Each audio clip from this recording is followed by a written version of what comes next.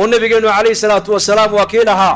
قفك عيد مياه تقانان مرقاب الصحابة دولان عيد وحنون قانا قفك الدينار يا درهم يا متاعي ألاب وحن أنا هيسن مرقاب النبي يقول قفك عيد وحويان وقف بنك قيامة إيمان دونا محو إيمان دونا إسقو صلاة دي وتا أو صومكي وتا أو زكاة دي وتا أو أعمال فربضان وتا لكن دad badan ba halkan la soo joojin dadkaas oo dhan isaga wax ku wada sheeganayaan mid uu xantay mid uu caayay mid uu xoolihiisii dhacay mid uu dhiig ka daadiyay markaas ilaahay odhanaya waxa uu khayr soo shaqaysto dhan ka soo qaado dadka uu qaybiyo baa la odhanaya dadna markaa baa loo qaybinaya dad kale waliba soo hadhi doona dadna markaas la odhan doona maxaa u hadhay wax xasanaada waxba uma hadhin markaas ilaahay ku odhan doona malaa'igta